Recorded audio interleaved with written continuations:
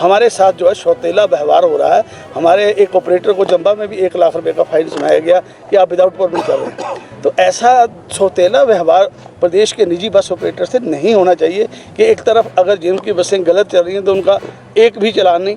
आज हमने मांग की है कि जब ये बसें हमारे बराबर चली हैं और इन्होंने बराबर किराया लिया है तो इनसे भी स्पेशल रूट टैक्स लिया जाना चाहिए। 15 दिन में इसका फैसला करें कि पिछले 10 सालों में जो इलीगल गाड़ियां चली और इन्होंने पैसा कमाया और टैक्स माफ़ किया, या तो इनसे भी डेली ड्यूटी चार्ट जो HRTC का होता है उसके मुताबिक टैक्स असेस किया जाए और इनका भी टैक्स वसूला जाए। प्रधान सचिव परिवहन जी की अध्यक्षता में हुई, जिसमें कमिश्नर ट्रांसपोर्ट और एडिशनल कमिश्नर ट्रांसपोर्ट, RTOs और पूरे हिमाचल प्रदेश के निजी बस ऑपरेटर शामिल थे। जनवरी में एक हिमाचल परिवहन विभाग ने STU के लिए, HRTC के लिए एक स्कीम की अधिसूचना जारी की थी, जिस पर हिमाचल प्रदेश के निजी बस ऑपरेटरों ने अपने ऑब्जेक्शंस किए थे।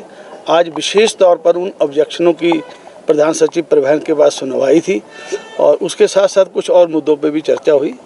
हमने विशेष तौर पे ये बात बोली है कि 2015 से STU के लिए समय समय पर परिवहन विभाग जो है ना स्कीम बना रहा है। एक 15 में स्कीम बनाई और वो चैलेंज हो गई। प्राइवेट ऑपरेटर्स ने हाई कोर्ट हिमाचल प्रदेश में चैलेंज करी, उसमें स्टे हुआ। जब वो फाइनल ऑर्डर के पास आई तो उन्होंने उसे विड्रॉ कर लिया। फिर उसके बाद क्या किया इन्होंने 2017 में फिर STU की स्कीम बना दी और इन्होंने टेम्परेरी परमिट देना शुरू कर दिए। उसके बाद उसके खिलाफ भी हिमाचल प्रदेश के निजी बस ऑपरेटर कोर्ट में गए और परमिट जारी करने पे जो है कोर्ट ने स्टे कर दिया। हमने बोला जब कोर्ट ने HRTC को टेम्परेरी परमिट देने के लिए स्टे किया, उसके बावजूद भी आप विभाग को, कमिश्नर ट्रांसपोर्ट को, एडिशनल कमिश्नर ट्रांसपोर्ट को, हम नहीं चाहते भी हर मुद्दे को हम कोर्ट में लेके जाएं। आप इलीगल तरीके से जो है हिमाचल पथ परिवहन को जो temporary permit under the scheme दे रहे हैं, क्योंकि कोर्ट ने उसमें स्टे कर रखा है। या तो स्टे वेकेट होता, तो अगर आप नहीं करोगे तो मजबूरी हो जाएगी कि हम अवमानना का मामला जो है कोर्ट में लेके जाएंगे। उन्होंने फिर उस स्कीम को दूसरी बार फिर विड्रॉ कर लिया और शरारत के तहत फिर तीसरी बार अब स्कीम बना दी, जबकि हिमाचल पथ परिवहन निगम STU जो सेक्शन 99 में फाल करती है स्कीम, वो किसी भी आधार पर वो स्कीम बनाने के काबिल नहीं है, क्योंकि एक्ट कहता है वो एफिशिएंस होनी चाहिए। उसका एक्ट, उसका सिस्टम जो है एफिशिएंट होना चाहिए। HRTC कहीं भी एफिशिएंट नहीं है। ना HRTC को समय पे सैलरी दी जा रही है, JM की बसें इलीगल चल रही हैं। तो वो उन ऑब्जेक्शनों के ऊपर हमारे एडवोकेट्स भी आए थे, उन्होंने पूरे विस्तारपूर्वक उसको चर्चा को लिया और आज एक विशेष मांग की है हिमाचल के निजी बस ऑपरेटरों ने कि जो JNNRUM की बसें जवाहरलाल स्कीम के तहत UD गवर्नमेंट से, सेंट्रल गवर्नमेंट से 90% अनुदान से आई थी और वो 13 क्लस्टरों में चलनी थी, वो पिछले 10 वर्षों से क्लस्टरों में नहीं चली, जिसमें CWP 331/32/16, 17/27/17 और 17/27 में जब उसमें सभी जगह जो है हिमाचल पथ परिवहन निगम इस केस में हारी की क्लस्टर से बाहर चला सकते हैं। फिर ये LPA में गए, डबल बेंच में 32/17 में LPA में गए और 24 में फैसला उनके खिलाफ आया।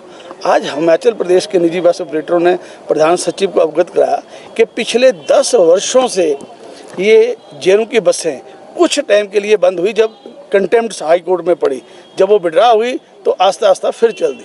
ये 10 वर्षों में हिमाचल के निजी बस ऑपरेटरों के बराबर चली हैं, चाहे वो शिमला से सोलन है, चाहे शिमला से बिलासपुर है, चाहे वो कांगड़ा से पठानकोट है, चाहे वो नालागढ़ बद्दी परमाणु है।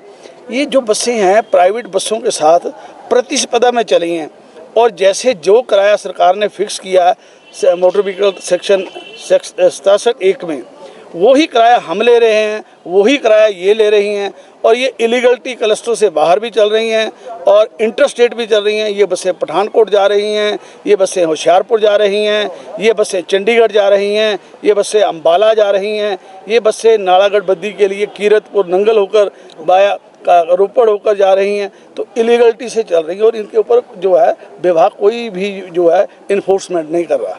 हमारे साथ जो है सौतेला व्यवहार हो रहा है। हमारे एक ऑपरेटर को चंबा में भी 1 लाख रुपए का फाइन सुनाया गया कि आप विदाउट परमिट कर रहे हैं। तो ऐसा सौतेला व्यवहार प्रदेश के निजी बस ऑपरेटर से नहीं होना चाहिए कि एक तरफ अगर जिनकी बसें गलत चल रही हैं तो उनका एक भी चलान नहीं। आज हमने मांग की है कि जब ये बसें हमारे बराबर चली हैं और इन्होंने बराबर किराया लिया है तो इनसे भी स्पेशल रूट टैक्स लिया जाना चाहिए, क्योंकि जो किराया लिया है उसमें टैक्स की राशि शामिल है, वो टैक्स के साथ है। तो जो एग्जम्पशन जो कर रखी है जेएम की बसों की वो बिल्कुल गलत है। हमने मांग की है, स्टेट के सभी बस ऑपरेटरों ने लिखित तौर पे सेक्रेटरी साहब को दिया और उस पर हमने लिखा है कि इसको रिप्रेजेंटेशन समझें या लीगल नोटिस समझें। 15 दिन में इसका फैसला करें कि पिछले 10 सालों में जो इलीगल गाड़ियां चली और इन्होंने पैसा कमाया और टैक्स माफ़ किया, या तो इनसे भी डेली ड्यूटी चार्ज जो एचआरटीसी का होता है उसके मुताबिक टैक्स असेस किया जाए और इनका भी टैक्स वसूला जाए, या 10 साल का हमारा भी माफ़ किया जाए। दो पैमाने नहीं चलेंगे, हमारे साथ सौतेला व्यवहार नहीं होना चाहिए। मेरा आपके माध्यम से हिमाचल प्रदेश के मुख्यमंत्री और उप मुख्यमंत्री के आगे हिमाचल के निजी बस ऑपरेटरों की ये मांग है कि हम भी एचआरटीसी के छोटे भाई हैं। केवल मात्र हर वक्त हर समय विभाग भी जो है वो शेल्टर देता है एचआरटीसी को, मॉनिटरिंग के तौर पे जो है केवल मात्र निजी बस ऑपरेटर ही आते हैं। चलानिंग जब होती है निजी बस ऑपरेटरों की होती है, कोई भी इन्फोर्समेंट काम करती है तो निजी बस ऑपरेटरों के ऊपर करती है, जबकि निजी बस ऑपरेटर समय समय पे जो भी सरकारें होती हैं, संबंधित पार्टियां होती हैं, उनको बढ़ चढ़ के जो है सपोर्ट करती हैं।